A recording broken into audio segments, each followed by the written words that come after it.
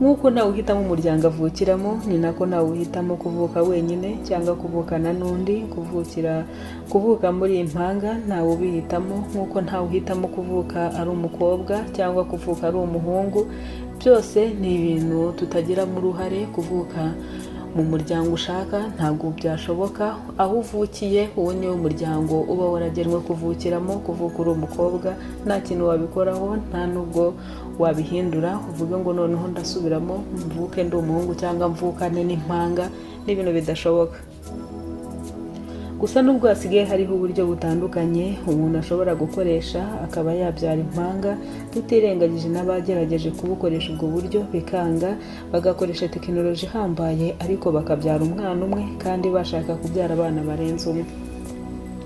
Hari imiryango myinshi yabyaye imbyaro zirenze imwe bakabyara impanga, ugasanga umuryango wabyaye imbyaro 3, izo mbyaro zose bazibyayemo impanga. Kandi yewe hari n'imiryango yagiye ibyara imbyaro nyinshi zirenze 10 ariko zose bakagenda babyara umwana umwe. Ayo si amahitamo ya muntu rero, ni igeno ry'Imana. Kandi nanone hariho ababyaye ku bagore batari ababo impanga, kandi ugasanga ku mugore we babana bashyingiranwe byemewe n'amategeko nta mpanga yahabyaye. Ibyo nanone ntago ari umuntu ubihitamo, ntago ari uko uwo mugabo cyangwa uwo mugore aba yanze kubyarana n'uwo bashyingiranwe byemewe n'amategeko impanga, ahubwo ni uko iryo geno naryo baba bafitanye uko ari babiri ry'uko bazabyarana impanga.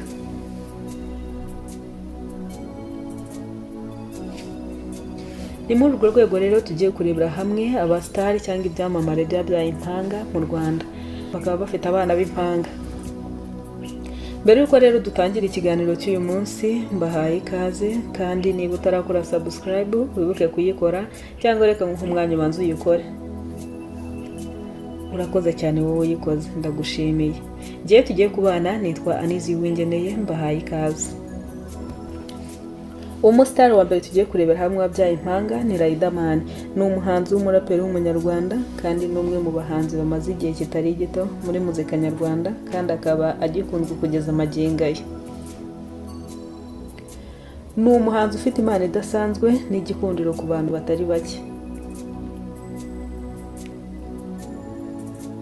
Riderman hari mu bahanzi batwaye irushanwa rya Primus Guma Guma Superstar ku nshuro ya 3, aho yayitwaye mu mwaka 2013, aho yayitwaye kandi akurikiranye na King James. King James nawe yitwaye akurikiranye na Tom Close. Tuzi neza kandi ko Tom Close ari we wayitwaye bwa mbere aho irushanwa ryari kitangira mu Rwanda. Riderman nk'izina rikomeye muri hip hop mu Rwanda, bidashidikanywaho ko ari mu bahanzi bafite abafana benshi mu Rwanda. Kandi ikindi byagiye bishimangirwa n'ibitaramo yagiye akora, akuzura Petit Stade, dore ko ari mu bahanzi bake bujuje Petit Stade mu Rwanda bwa mbere. Muri 2015 nibwo uyu muraperi Riderman yashakanye na Miss Gasaro Nadia Farida. Byaje bitunguranye kubera urukundo rwari rumaze igihe yari afitanye na Asna. Ni Riderman wamaze imyaka 8 mu rukundo na Asna nubwo atari we babanye. Rero yaje kubana na Nadia wabaye nyampinga muri kaminuza ya Mount Kenya ishami rya Kigali, yambitswe kamba mu mwaka 2015. Uwo mwaka ari nawe yabaniyemo na Riderman. Kwa 13 rero nyuma yuko abanye na Nadia, kuwa 13 Kamena 2021 nibwo umuryango wa Gatsinzi Emery uzwi ku izina rya Riderman bibarutse impanga z'abakobwa beza cyane, aribo bahaye amazina ya Randa, undi bakamuha izina rya Kamba. Ni impanga zaje zikurikira imfura yabo y'umuhungu.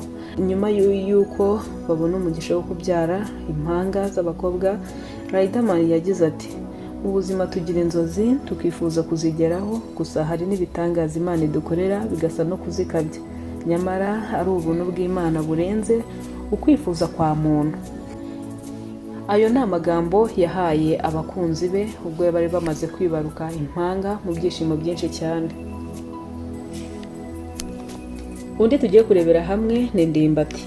Uwihoreye Jean Bosco Mustafa wamamaye nka Ndimbati ni umunyarwanda ukina filimi z'urwenya.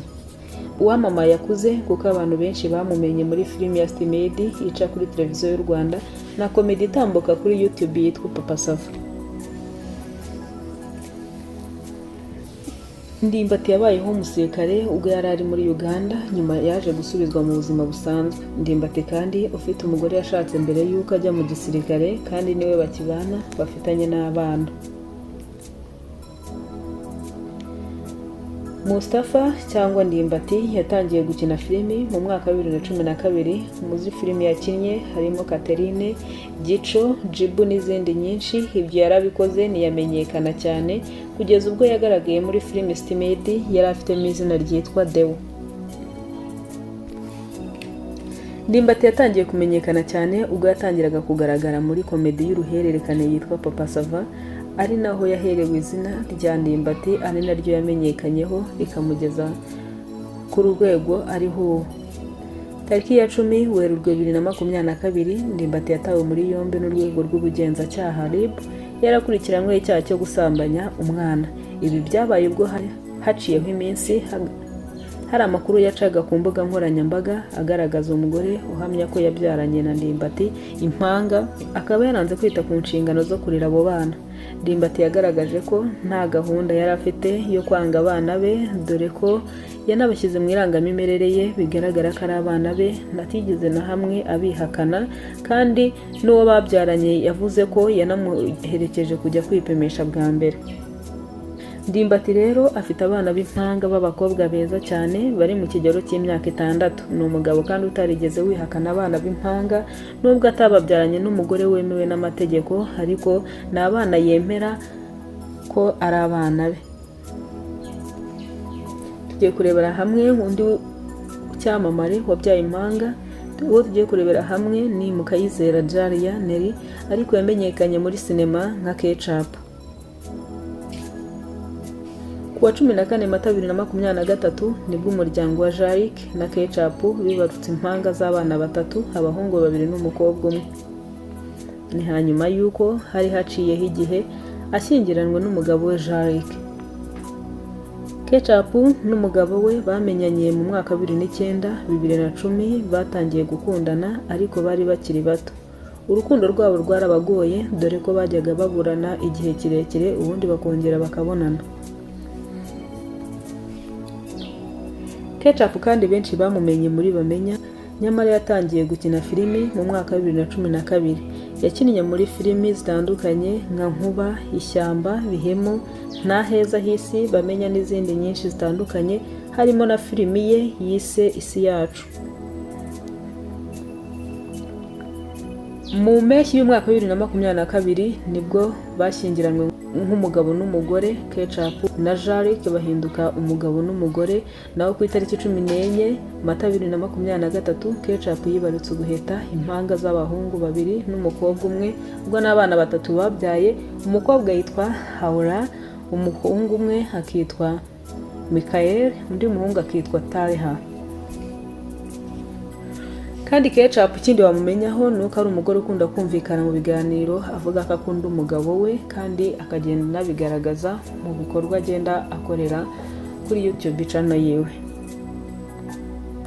Undi tugiye kurebera hamwe mu bastar wabyaye impanga n'uwitwa Ingabire Anita. Yamenyekanye nka Claudine, ni umudamu w'umunyarwandakazi w'umukinnyi wa filimi uri gutera imbere kandi ukunzwe n'abanyarwanda cyane, dore ko nta n'igihe kinini aramara muri sinema nyarwanda cyangwa yakinjira muri uruganda rwa sinema, dore ko filimi ya mbere yakinnyemo yasohotse muri 2024 umwaka ushize. Nta gihe kinini arabimaramo, ariko ari kuzamuka neza kandi arakunzwe.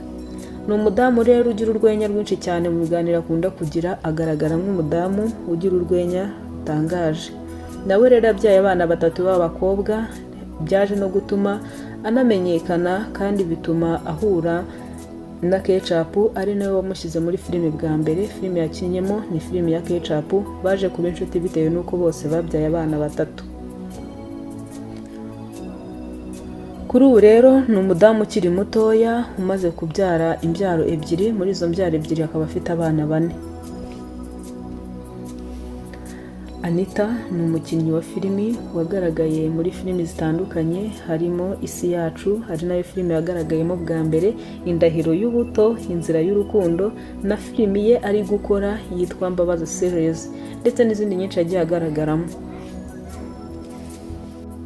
Mbere yuko dusoza, niba nawe hari umustar uzi wabyaye impanga, tubwire muri comment. Tubwire muri comment nawe tubwire ikiganiro cyumvira. Kandi niba ikiganiro kigushimishije, ukoreshe ya ugisangiza n'abandi. Wakoze kubana nanjye wowe twabanye kuva ikiganiro gitangiye kugeza tugisozanyije, ndagushimiye uri w'agaciro. Kandi nawe wibutse gukora subscribe, ndagushimiye. Reka dukomeze kubana mu biganiro bitambuka kuri iyi sheni, kandi amahoro n'imigisha bibane namwe, mukomeze muhahe murongo aho muherereye hose. Ndabakunda cyane. Bye bye.